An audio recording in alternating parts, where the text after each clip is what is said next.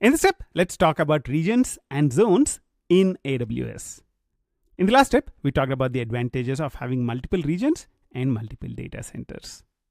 Now, imagine setting up data centers in different regions around the world. Will it be easy? The answer is no. If you want to set up infrastructure all around the world, you would need a large team. Think about a startup. Can a startup deploy infrastructure on its own to different parts of the world? That would be very difficult for a startup. And that's where all cloud providers, including AWS, provides us with regions all around the world. AWS provides 25 plus regions around the world, and this is an ever-expanding list. There are new regions added in every year. Now, what is a region? A region is nothing but a specific geographic location where we can host our resources. You can decide, I would want to host my application in Mumbai region. Or I can say, I would want to host my application in London region. By having multiple regions around the world, AWS makes it very, very easy for us to deploy applications to different parts of the world.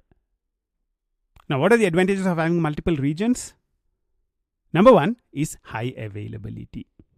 If you deploy your application to multiple regions around the world, even if one of these regions goes down, you can serve your users from the other regions. Number two is low latency.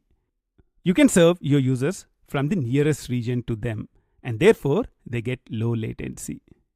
If there's a request coming in from India, you can serve from Mumbai. If there's a request coming in from somewhere in Europe, you can serve from the London region. And if a request is coming in from United States, you can probably serve it from one of the regions in United States. The third advantage is global footprint. A startup in India can easily deploy applications to multiple parts of the world. The last advantage is adherence to global regulations. Different countries have different regulations. Let's say United States of America wants all the data related to its citizens to reside only within their country. In those kind of situations, you can create a region in United States and store all data to US customers only in that specific region. So regions help us achieve high availability, low latency, global footprint, and help us to adhere to government regulations. Now the question is, what is the need for availability zones? How do you achieve high availability in the same region? That's where availability zones are really, really useful. AWS provides multiple availability zones in each of the regions. Each availability zone is nothing but a set of one or more discrete data centers. Each of the availability zones has independent and redundant power, networking, and connectivity. The chance that two availability zones simultaneously fail is very, very rare.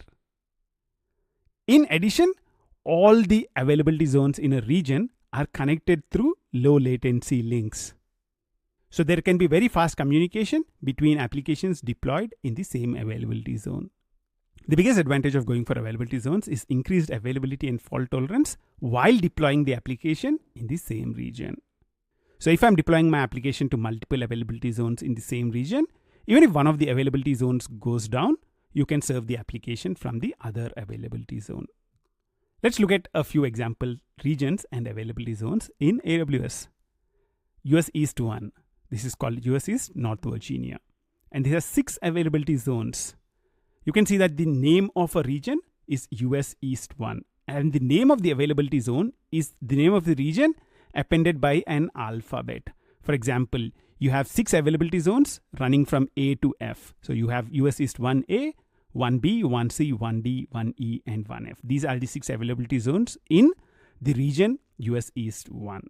Similar to that, you have regions around the world. You have EU West 2, which is Europe London region. And this has 3 availability zones, 2A, 2B, and 2C.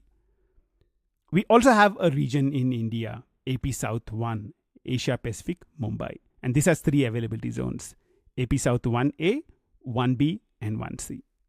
In this step, we looked at regions and availability zones in AWS. I'm sure you're having a wonderful time, and I'll see you in the next step.